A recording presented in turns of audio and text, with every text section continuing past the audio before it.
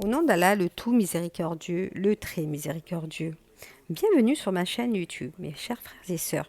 Que Dieu vous bénisse et vous assiste. Je suis très heureuse de vous retrouver aujourd'hui pour une nouvelle vidéo et pour partager avec moi les sourates et versets du Coran.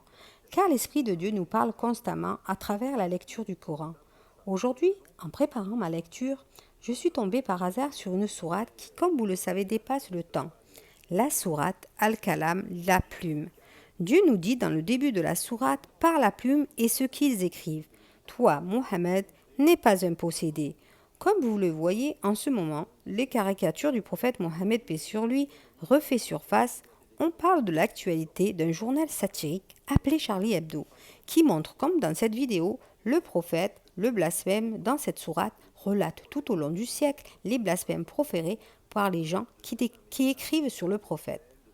Dieu promet de les châtier ici-bas et dans l'au-delà. Ce qui m'a interpellé sur cette sourate, c'est qu'il promet de les éprouver comme il a éprouvé les propriétaires du verger qui étaient ingrats et ne remerciaient jamais Allah et lui rendre gloire.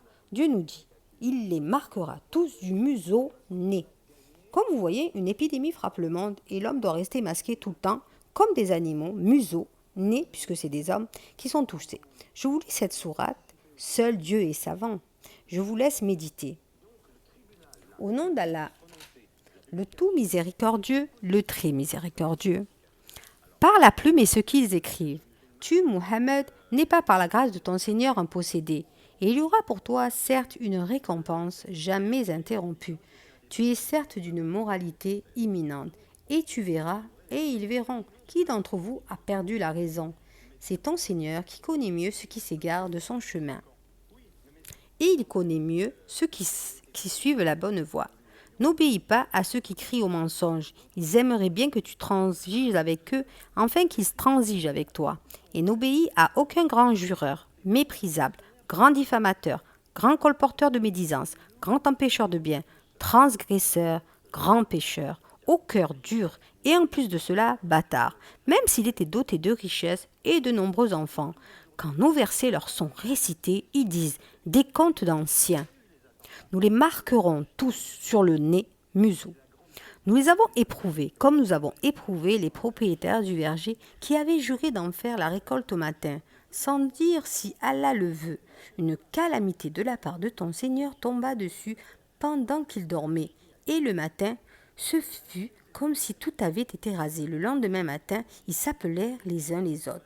Partez tôt à votre champ et si vous voulez les récolter. Et ils allèrent donc tout en parlant entre eux à voix basse. Ne laissez aucun pauvre y entrer aujourd'hui.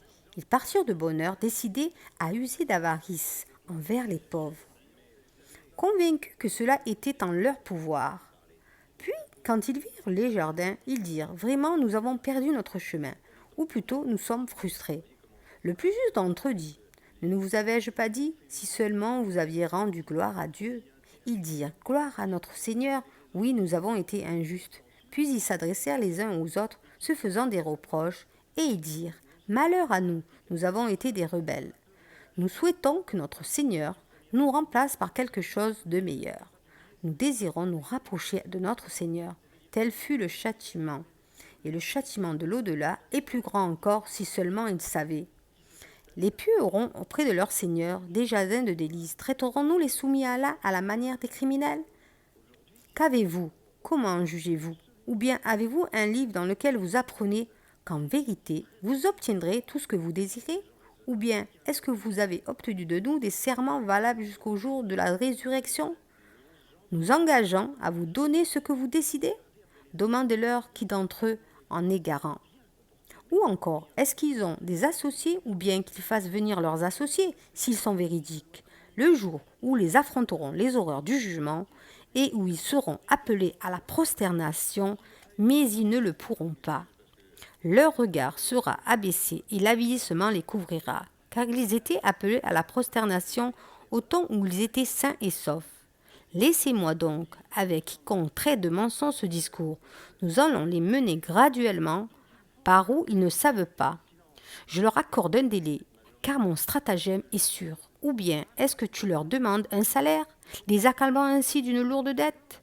Où savent-ils l'inconnaissable? Et c'est là qu'ils écrivent leurs mensonges. Endure avec patience la sentence de ton Seigneur, et ne sois pas comme l'homme au poisson Jonas qui appelait Allah dans sa grande angoisse. Si un bienfait de son Seigneur ne l'avait pas atteint, ils auraient été rejetés, hormis sur une terre déserte.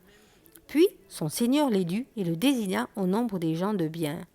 Peu s'en faut ceux qui mécroient ou ne transpercent par leur regard. Quand ils entendent le Coran, ils disent « Il est certes fou, ce n'est qu'un rappel adressé au monde. »